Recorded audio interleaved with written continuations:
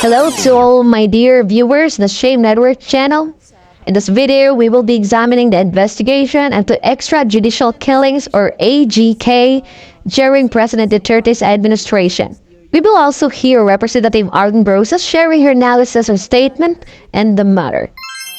In this video, we also offer commentary on how our congressional representatives caution the resource persons and deliver statement regarding in this issue.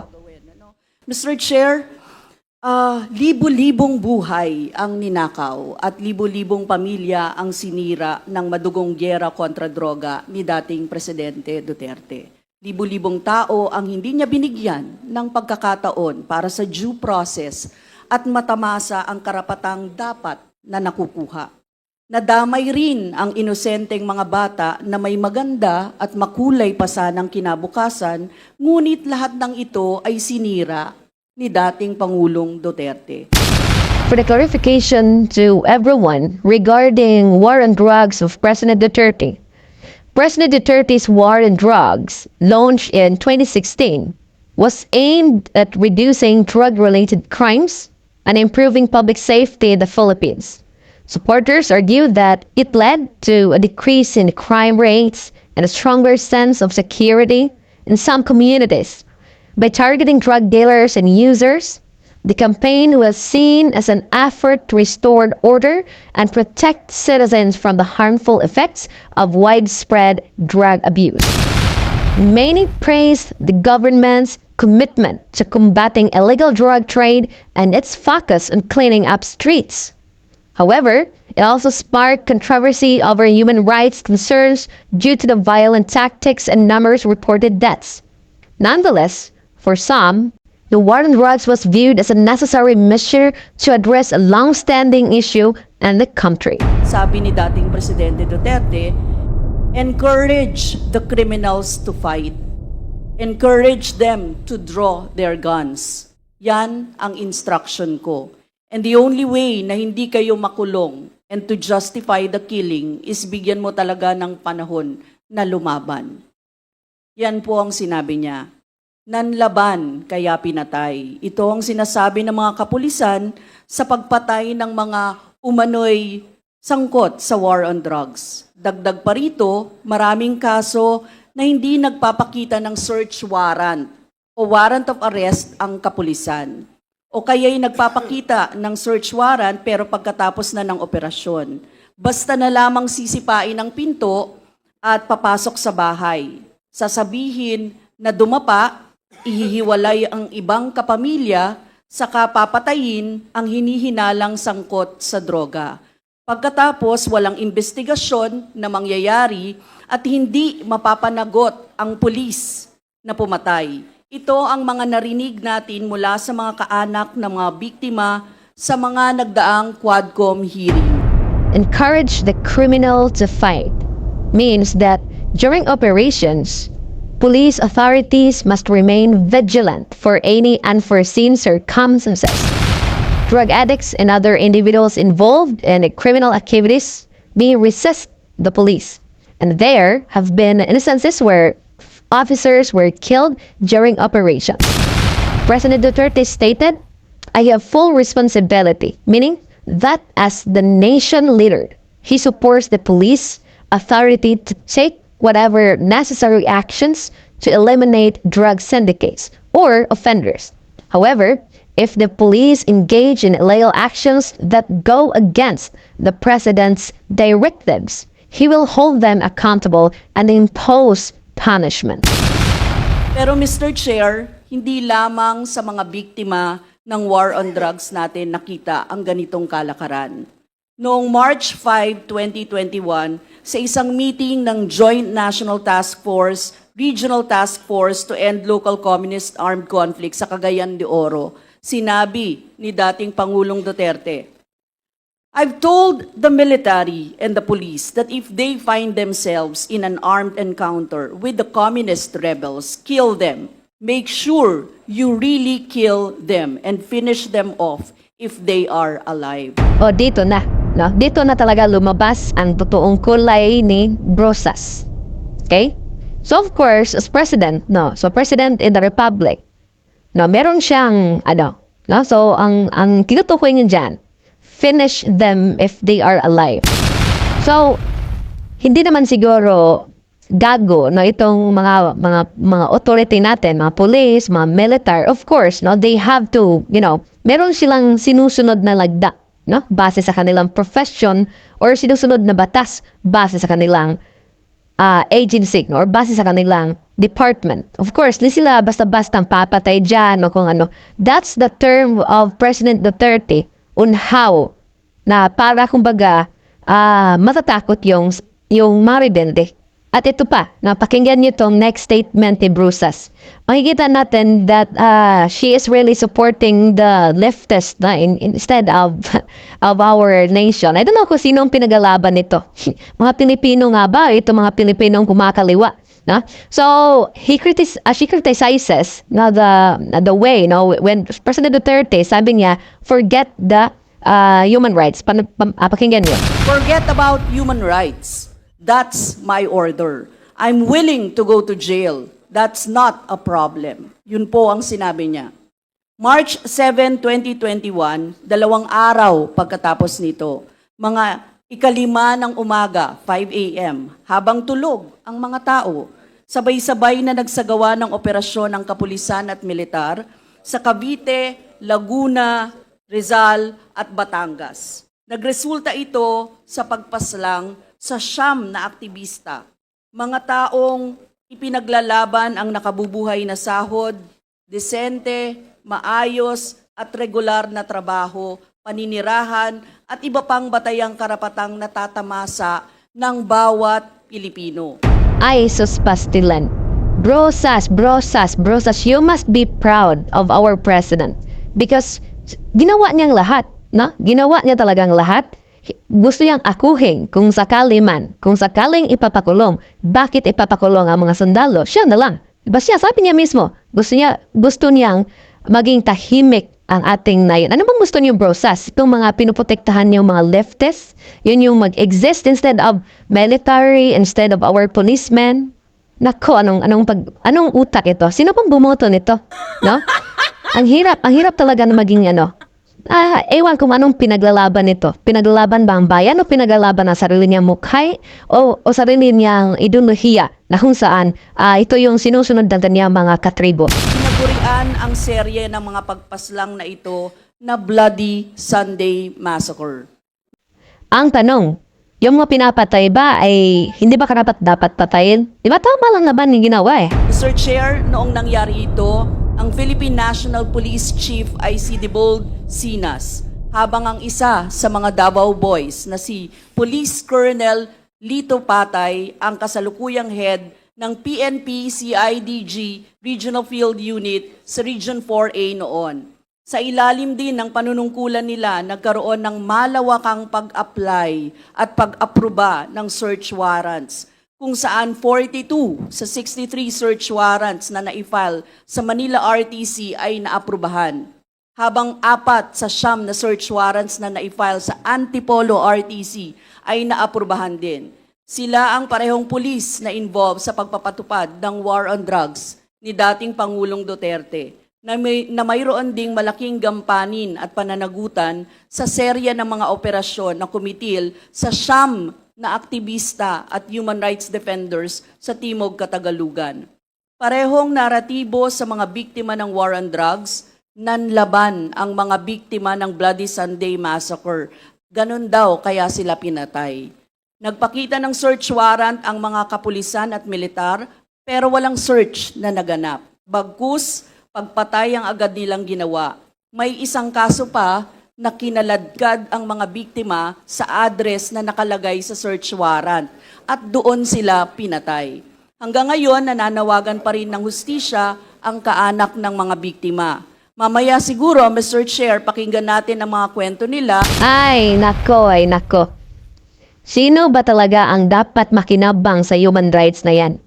Diba? Nakakapagtataka no? Marami talaga mga pinaslang, yung mga addict, yung mga drug-related personnels. Merong mga ni-rape, merong mga pinatay, pinaslang na walang kaawa-awa. Bakit walang human rights na nagpapakita? Bakit? Ito si Brusas talaga, no? I don't know if she's only concerned to those criminals instead of those, real victims. Diba yung real victims dito, yung mga pinatay na walang kamuang-muwang, walang kalaban-laban. Pero, I don't know, diba? Paririnig natin sa kanina sinasabi, napaka talaga, napaka one-sided. For me lang, during the war against drugs, napaka ganda ng ating nayon, ng ating napaka-safety ng syudad. Kumbaga, ika nga, lalabas tayo sa ating bahay, napaka-tahimik, wala talagang mga masasamang loob na kursunadang titira sa'yo, kumbaga, bigla kang anuhin, di ba? Anyway, during those times, if you were not, involved with this kind of, activities, wala naman sigurong dapat ipangamba, no? Unless if you are one of those personnels na who committed the drugs or other related activities. Napaka, napaka, I don't know, kung anong utak meron tong si Brosas. Itong mga kakampi nito Alam ko, base sa kanyang sinasabi, ma-feel talaga natin kung ano talaga ang point at sino yung pinagalaban niya. No? Sino at kung ano ang kanyang pinagalaban. And what's the point of this investigation if she keeps on saying, negative against war on drugs? She never mentioned about those beautiful things or outcomes na nangyari after the war on drugs. She never also include those victims of those real criminals. But instead, nakafocus siya doon mismo sa mga napatay na mga drug personnel. Wala daw kamumbuang, wala daw kalaban-laban, pinatay na lang, it's a bloody war whatsoever, and it's very pure nonsense. For me it's a very pure nonsense. And parang kumbaga mas malaking importansya, although I agree that there's no due process, but what if those personalities were they were attempted to fight during the operation, di ba? Wala naman sila doon, wala naman si Brosas doon wala naman talagang nakakita, wala namang saksi doon yun lang, di ba? Ang hirap kasi dito ang nangyari, they are one-sided, isa lang kanilang pinofocus, and then they are criticizing the accomplishment of the previous administration instead of, I believe that there is what we call as correcting those mistakes, but huli na at natapos ng administrasyon Duterte. So ano bang focus ito? Halatang namumulitika, kumbaga they are pushing the 30 na parang maging masama, in the end sa mga tao, of course, kumbaga gusto nilang ipamukha sa mga tao that Duterte's ideology about war on drugs is really, misleading. Kumbaga, sila yung tama, Kung sino pa itong mga taong they are showing themselves as makadiyos, makatao, kumbaga, they are the one who have, hidden agenda. Bakit masabi yan? This Representative Brosas, we know that she is, representative from a party list and then the parties that she is connected with is, we heard that, kumbaga, meron na itong mga connections, so, sa mga iba't ibang mga, what they call that, mga groups, but I will not mention that. But anyway, it's really, unfair, because there are a lot of people who were really, satisfied with, during the campaign against drugs. Okay? So if ever, let's say for example, there were abuse, let's say, pinapatay yung mga na akusado lang, it's not true that they're, involved with drugs. Of course, meron naman talagang hindi inaasahan. It's like, it is like with a war, real war. Kumbaga sa pagpuputukan, kumbaga sa totoong gera, there are circumstances na posibleng matatamaan yung mga civilian. It's same with war on drugs. Kumbaga, merong yung mga instances na, kumbaga, matatamaan yung mga maliliit, Kumbaga, itong mga hindi inaasahan ba. Okay? So, I hope mga ka-Shane Network, so please share this video. I hope you learn or you are enlightened something about this. And for this video, I have only focused, Arlene Brosas because I really, I don't like the statement she provided, during this hearing. But yeah, please like and share my channel, and I will upload another videos for other statements from other representatives or congressmen or even from the Quad Committee. Thank you so much, everyone, and enjoy your day.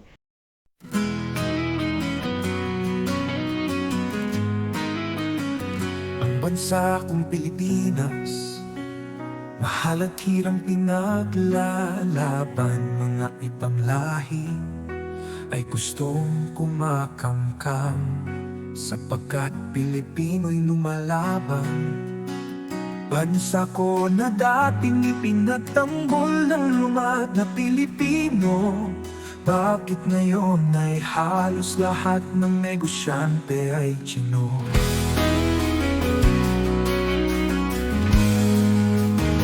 Bansa kong Pilipinas ay mahal, silangan ng aking lahi at bigay ng may kapal.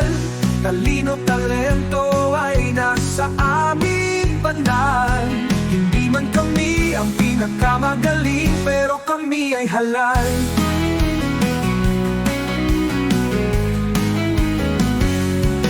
Ganito napakalala ang sistema, na kung saan sa atin ay wala nang natira. Bansa kong Pilipinas ay mahal, silangan ng aking lahi at bigay ng may kapal. Bansa kong Pilipinas ay mahal, silangan ng aking lahi at bigay ng may kapal. Bansa kong Pilipinas ay mahal, silangan ng aking lahi at bigay ng may kapal. Talino, talento ay nasa aming banal. Hindi man kami ang pinakamagaling, pero kami ay halal. Ganito napakalala ang sistema, na kung saan sa atin ay wala nang natira. Bansa kong Pilipinas ay mahal, silangan ng aking lahi at bigay ng may kapal.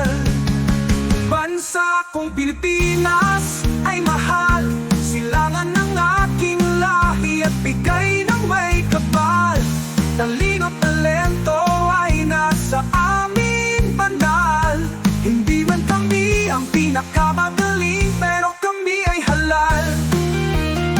Bansa kong Pilipinas, sa'yo kami maglilingkod.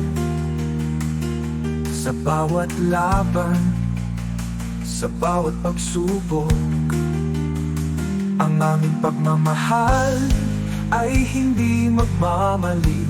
Pilipinas, ikaw ang aming pangarap, ikaw ang aming hangarin.